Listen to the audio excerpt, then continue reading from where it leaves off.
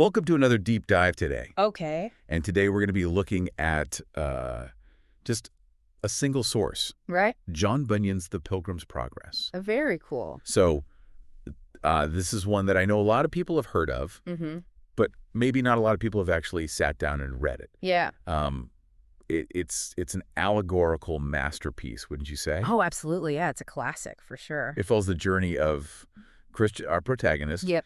as he escapes the city of destruction Yeah. and seeks the celestial city. Okay. And, of course, along the way, he faces all kinds of trials and tribulations. Yeah, what strikes me is how Bunyan takes something as simple as a journey Right. and uses it to explore these complex theological ideas and the human experience. I mean, it's not just a religious text. Yeah. It's a reflection on, like, everybody's struggles, the search for meaning, the Right. choices we make when we face adversity. Absolutely. And so the book itself is actually framed as a dream, Right. which I think adds a really interesting layer of mystique to it. Yeah, absolutely. What do you think about that? Well, it's like he's inviting us into his own subconscious, you know? Right. He's asking us to kind of interpret the dream along with him. Yeah. And that dreamlike quality, I think, allows him to bring in these larger-than-life characters and situations that represent universal truths and struggles Right. that we all face. And he seems very aware of the power of allegory and metaphor. He even actually addresses those people who might criticize him Right. for his style. Yeah, he does. It's He's like, no, I know what I'm doing. Yeah. You know, he anticipates those criticisms Yeah, and really defends his style. he does. And even says that the Bible itself Right. uses metaphor and symbolism Well, to exactly. convey spiritual truths. Yeah, it's interesting how self-aware he is as an author, Yeah. almost inviting the reader to engage in a deeper level of analysis. Yeah, and I think that makes it really fun for us as readers to sort Right. of unpack that. Yeah. So Christian, our pilgrim, begins his journey in the city of destruction. Okay. What is he actually fleeing from? Well, he's burdened by guilt and the fear of impending doom. Okay. You know, he's read this book, Right. which is an allegory for the Bible, Yeah. that convinces him of his sinfulness and that his city is going to be destroyed. Okay. And so this weight, this burden that he's carrying Right. represents the universal human awareness of our own, like, shortcomings, the things that hold us back from living a truly fulfilling life. So it's not just like religious sin. It's Right. like Or- our own personal burdens that we carry. Yeah, the fears, the regrets, Yeah. the things that prevent us from reaching our full potential. Right. And that is what propels him Yeah. to leave. It is. That desperation Yeah. fuels his journey. Right. And immediately he meets Evangelist, Right. who kind of sets him on this path He does, yeah. of salvation. Yeah, I think evangelist represents that person that we often encounter at these pivotal moments in our lives. The mentor or maybe the teacher or Yes. the friend who gives us some direction Yeah. when we're lost and uncertain. Yeah. And it's interesting that he points him to Yeah. the wicket gate, which is the narrow path Right. that leads to the celestial city. Right. And, you know, that already signifies that this journey is going to be challenging It does. and require him to step outside of his comfort zone. Yeah, for sure. Of course, there are detours and temptations along the way, Oh, yeah. like worldly wise man. Oh, yeah. Tell me about him. Well, I think Worldly Wise Man is like that pragmatic, earthly perspective Well done. that often clashes with our spiritual aspirations. Right. He tempts Christian with these like seemingly logical solutions, Right. like shortcuts, Right. easier paths Yeah. that ultimately lead to a dead end. Okay. It's like that voice inside of us bet. and those external influences that urge us to just take the easy way out and settle for mediocrity rather than striving for something more meaningful. Yeah, it's that battle between what seems practical Yeah. and what our hearts truly yearn for. Right, exactly. And Christian does fall for it, initially anyway. He does, yeah. He veers off course Yeah. and ends up encountering legality Right. and Mr. Worldly Wise Man. What do you think the significance of these encounters is?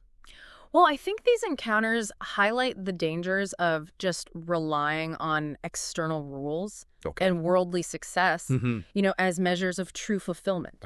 Like, legality represents a rigid adherence to the law without any real understanding of its spirit.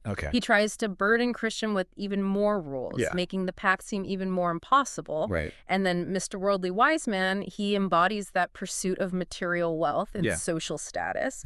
He tempts Christian with this easier life free from his burden. But it's all these false promises that ultimately lead to emptiness and disillusionment. So it's kind of a warning against seeking fulfillment in superficial things, or just clinging to these rigid rules without embracing this deeper meaning. The deeper meaning. Bunyan's suggesting that true transformation requires a change of heart, an inner awakening that transcends outward conformity and just like chasing material wealth. And this realization kind of leads him back to the foot of hill difficulty. Yeah, it does. And I love how he uses these physical challenges to represent internal struggles. So hill difficulty is just that. It's that steep climb that represents the effort that we have to put in. It's like that moment when we commit to growth, to self-improvement, to a path that requires effort and perseverance. And it's daunting. Like a steep climb, it tests our resolve. And he does encounter some difficulties even right there. He does, He falls asleep. He does. And loses this precious scroll. What is the significance of that? Well, his slumber represents that human tendency towards complacency and spiritual negligence. It's a reminder that even when we've set out on the right path, we can easily lose focus and get distracted by comfort and just lulled into this false sense of security.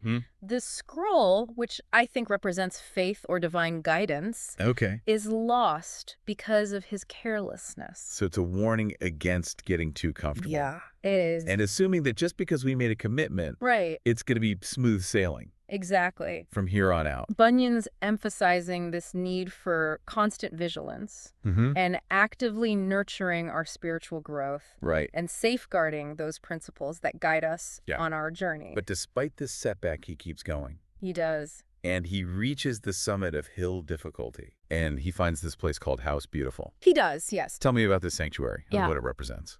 Well, House Beautiful is a wonderful representation of the support and encouragement that we find in community, particularly in the context of faith. Christian is welcomed by figures that represent piety and prudence and charity, qualities that foster spiritual growth and provide strength when you need it. They offer him food and rest and wisdom, symbolizing this vital role of fellowship and guidance in our journeys. So we're not meant to go it alone. No, not at all. We need those supportive communities. We do. To find encouragement. And to share experiences. Absolutely. And to gain wisdom from others. And I think Bunyan's also emphasizing the importance of discernment in choosing our companions and looking for the people who really embody the values that we aspire to. Because not everybody that we meet is going to be a true guide or source of support. No, that's a crucial point. So after Christian leaves the comfort and safety of House Beautiful, the journey, I suspect, doesn't get any easier. You're right. Leaving House Beautiful marks a transition into a more challenging phase of his journey. He goes down into the Valley of Humiliation, where he faces his first truly formidable foe. Apollyon. And even the name sounds ominous. It does. Tell me about this creature. Well, he's described as this monstrous figure, like a dragon with scales and wings and the mouth of a lion. I think he embodies the forces of evil and temptation that try to derail us from our path. And so this is the first time he's really facing that opposition. It is, It's a battle for his very soul. It is, And this battle isn't just about overcoming external adversaries. It's about confronting those inner demons, those doubts and fears. That can paralyze us if we let them. And so how does he face? Well, he fights back. And this fight represents the courage and resilience that we need to have when facing adversity. He uses the sword of the Spirit, which is a metaphor for the power of faith and the strength that we get from our beliefs. So even in the face of seemingly insurmountable challenges, Yeah. we have the strength. We do. We have inner resources that we can tap into, strength we may not even know we have. And so this victory over Apollyon, it must be a turning point for him. It is. It shows that he's not just passively following a path, but he's actively engaged in the struggle, willing to fight for what he believes in. Right. But the battle leaves him wounded, reminding us that even our victories can come at a cost. And then after that, he enters the shadow of death. He does, yeah. Which sounds as terrifying as the name suggests. It does. Tell me about this place. Well, I think it's one of the most evocative metaphors in the entire book. Right. It represents those periods of our lives when darkness just surrounds us. Yeah. When fear and doubt threaten to consume us. Yeah. It's that feeling of being utterly alone, lost in a wilderness. Yeah. When even our faith seems to flicker and fade. It's that existential dread. It is. That we all experience at some point when we question everything. Yeah. And wonder if we'll ever see the light again. Right. So how does he navigate this terrain? Well, he relies on the memory of past victories, on those little whispers of hope that remain even when the path seems lost. Okay. He remembers the promises that have sustained him, those glimmers of light that pierce through the darkness in the past. Yeah. And he clings to them as he stumbles forward. So it's the enduring power of hope. It is. Even when things seem their bleakest. Yeah, and it speaks to the importance of remembering those times. When we've overcome adversity in the past and using those experiences to push through the present challenges. His journey through the shadow of death reminds us that even when all seems lost, there's still a little flicker of light inside us, a spark of resilience that can lead us back to a place of clarity and purpose. Wow, so he's really been through a lot so far. He has. And he makes it through the shadow of death. Yeah. But as we know, his journey is far from over. It is, yeah. So we're going to continue this deep dive next time. Okay, sounds good. And see what other trials and tribulations he faces. Looking forward to it. On his journey to the celestial city. Great. He does, yeah. He emerges from the shadow of death, battered but not broken, which I think is a testament to the human spirit. Right. And the ability to endure even the darkest of times. Yeah. But of course, his journey isn't over. Right. It's far from over. Yeah. Bunyan reminds us that the path to enlightenment, to spiritual maturity, it's rarely linear. Right. There'll be moments of peace. Yeah. But there will be new tests, new temptations that challenge his resolve in different ways. And it's at this point that he meets Faithful. He does, yeah.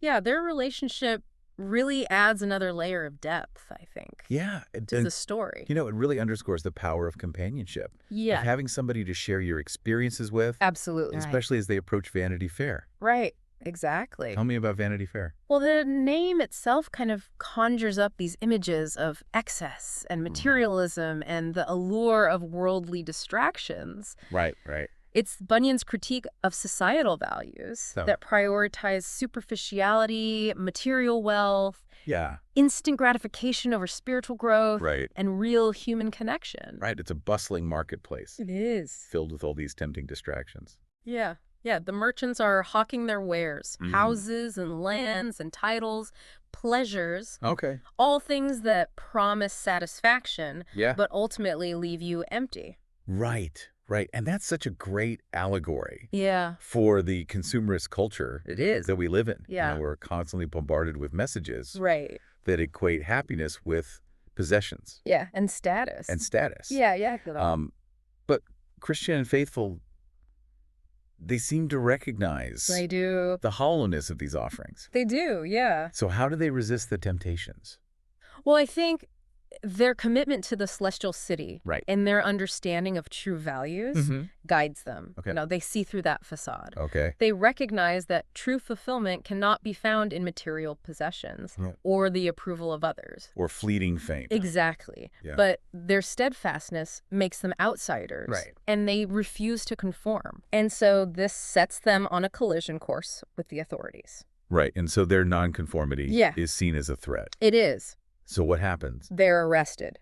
Okay. Put on trial. Wow. And this is a stark reminder, I think, that those who dare to live by a different moral compass often face persecution and opposition. Okay. The charges against them are absurd. Right. The witnesses are motivated by envy and malice. Okay. And the judge is Beelzebub himself. Right, the embodiment of all evil. Exactly. So it's really like they're standing up for what they believe in. Yeah, it's a powerful allegory for the challenges faced by those who stand up for their beliefs, who refuse to compromise, even when they're facing hostility and injustice. So Faithful's fate during this trial is particularly poignant. It is, yeah. What happens to him? Well, he stays strong in his convictions. Okay. He refuses to back down or conform. Okay. And so he is condemned to death. Right. You know, he becomes a martyr for his faith. Right. But even in death, there's a sense of triumph. Okay, no, he's carried up to the celestial gate in a chariot, a symbol of ultimate victory and the reward that awaits those who stay true. So even in death, there can be victory. There can, So how does Christian cope with this loss? Well, he's obviously deeply saddened. Right. But he's also, I think, emboldened by Faithful's example. Okay. You know, he sees his sacrifice as a testament to the strength of conviction and the enduring power of faith. Right. So loss and grief become part of the journey. They do. But it also serves as inspiration for him. It does, yeah. To keep going. It fuels his determination to reach his destination. Does he meet anybody else along the way? He does. He finds new companions who, like Faithful, share his aspirations and offer support. Okay. One notable character is Hopeful, who joins him after witnessing Faithful's martyrdom. Wow. Hopeful represents that indomitable spirit. Right. You know, those who choose to focus on the possibility of a brighter future, even when surrounded by darkness and despair. What a fitting name. It is, for companion on this journey. Yeah. But then we also meet Bians, who kind of represents a different approach to faith. Right. Yeah, he embodies hypocrisy. Okay. And the tendency to manipulate faith for personal gain. Right. He's all about using religion as a means to an end. Okay. Twisting his beliefs to suit his own interests. Right. So he's willing to compromise his values. He is. If it means advancing his own agenda. Right. And so that's really in contrast. It is. To Christian and Hopeful. Right. Who are truly committed to their principles. Yeah, their journey's not about seeking comfort or worldly gain. Yeah. But about a genuine transformation of the heart and commitment to a higher purpose. Right. And so they meet other characters along the way. They do. That also kind of represent these different approaches. They do, yeah. To faith and life. Yeah, like Mr. Moneylove. Okay. Who argues that material wealth and status aren't incompatible with faith. Okay. He suggests that you can actually use religion to gain more riches. Okay, so he's kind of like...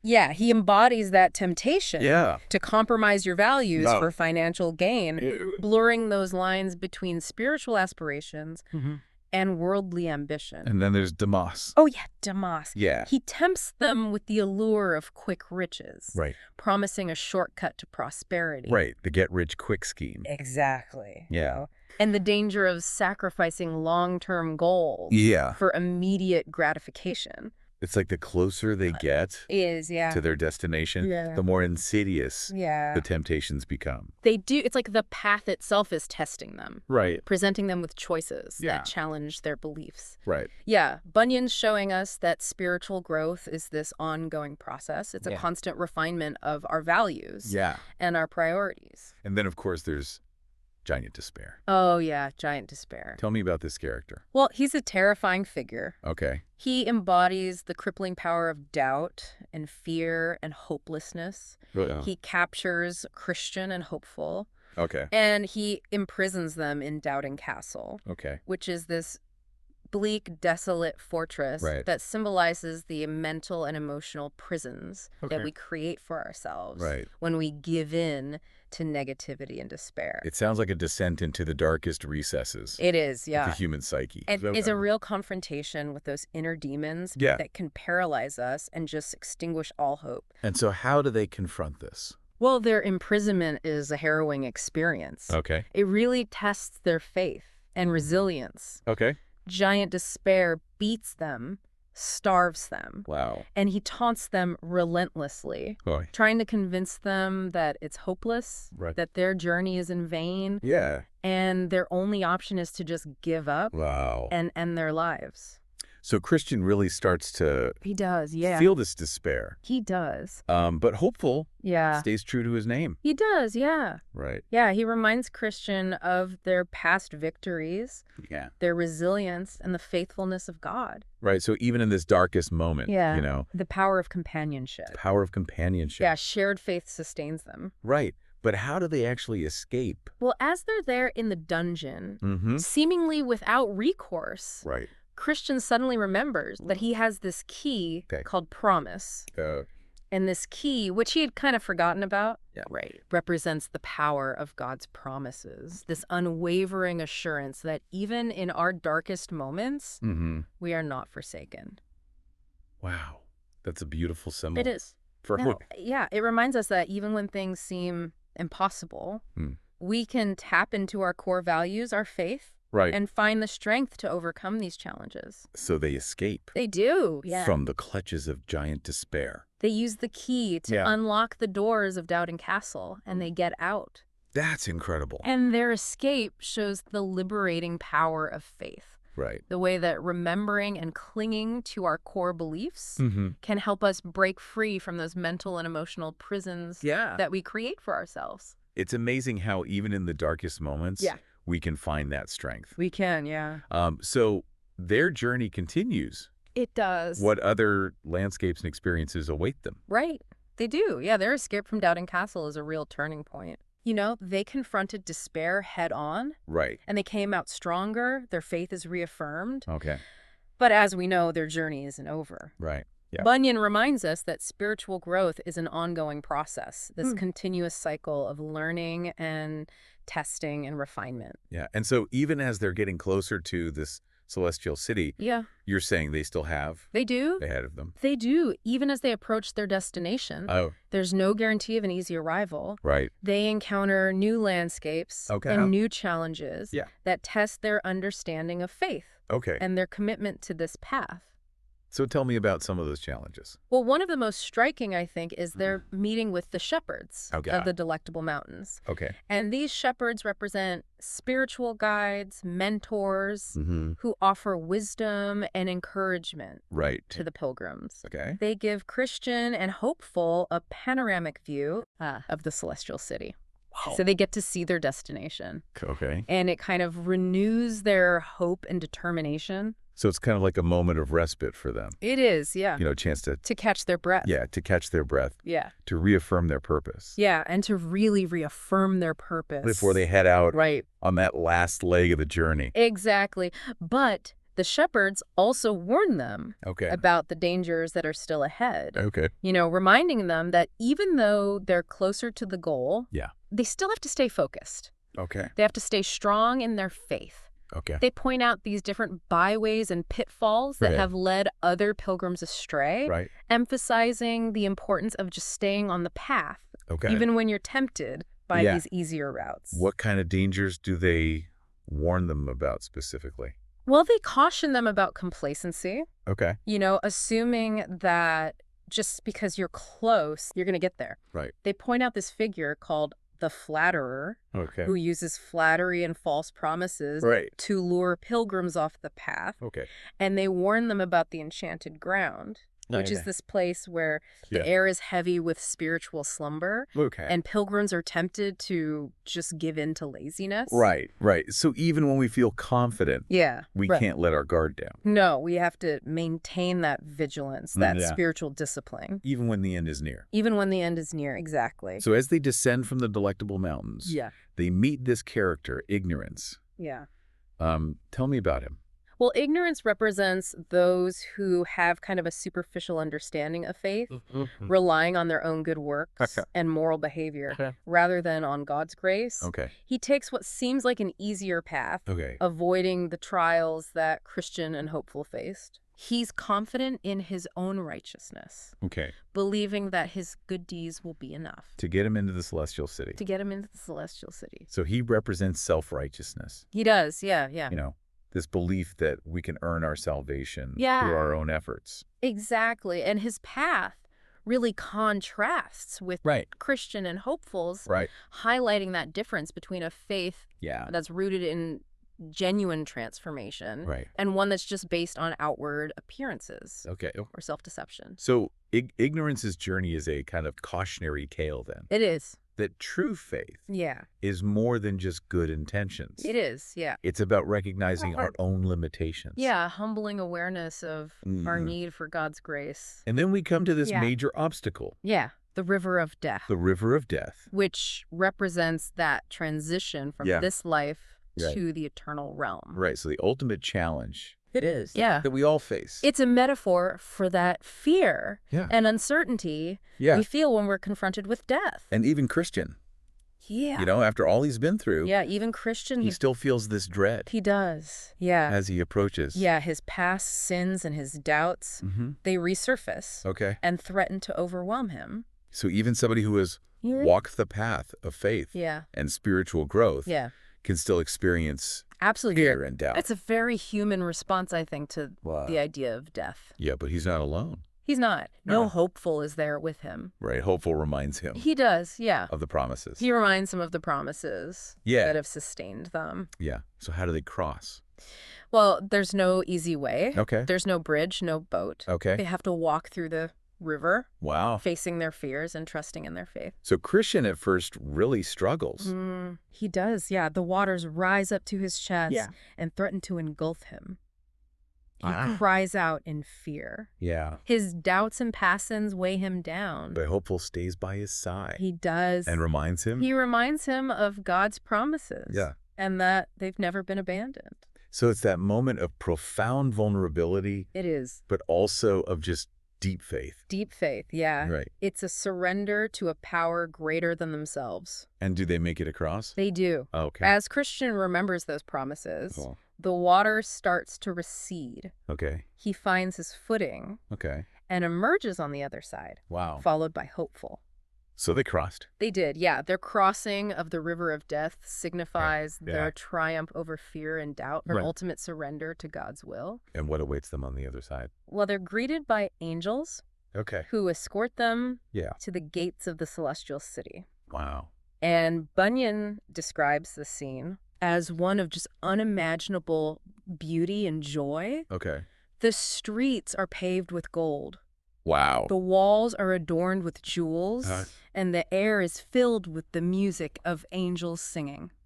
So they finally reach their destination. They do. They finally reach their destination. The culmination of this. The culmination of this long... arduous journey. An arduous journey, But what about ignorance? Right. Ignorance. And we left him. Yeah, we left him following a different path. Confident in his own. Yeah, confident in his own righteousness.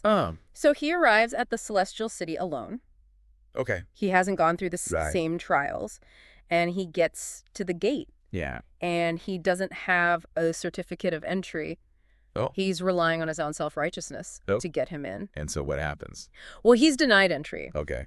The gatekeepers question him about his journey, his understanding of faith, and why he thinks he should be let in. Right. And he doesn't have the answers. Yeah. He's unable to give them satisfactory answers. Right. So he's cast out.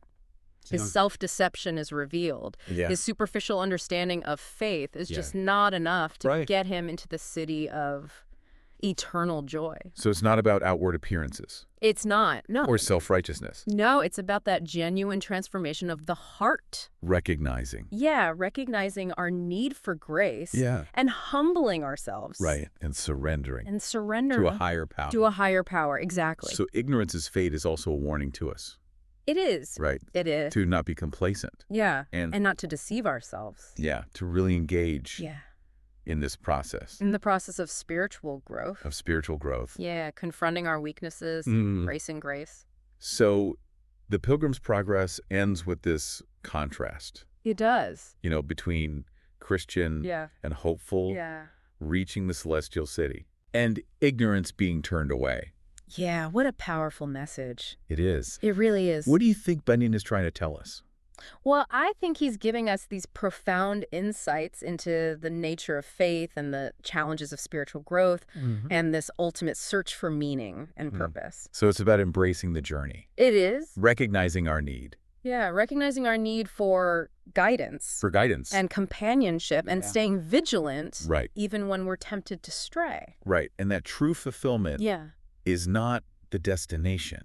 It's not the destination. It's the journey. It's the journey. Yeah. It's this process of growth and reflection. That's right. And surrender. To something greater than ourselves. To something greater than ourselves. And even though the path is difficult. It is. And full of challenge. It is, yeah. The rewards are immeasurable. Rewards are immeasurable. Yeah, eternal joy and a life transformed. A life transformed by faith and hope. Yeah. Faith, hope, and love. Well, this has been an amazing journey to the world of the Pilgrim's Progress. It has been. Thank you so much. It's been a pleasure. For joining us for this deep dive. Thanks for having me. And be sure to check out the link in the description to our Gumroad shop, where you can find other insightful books like this one that will enrich your journey of discovery and learning.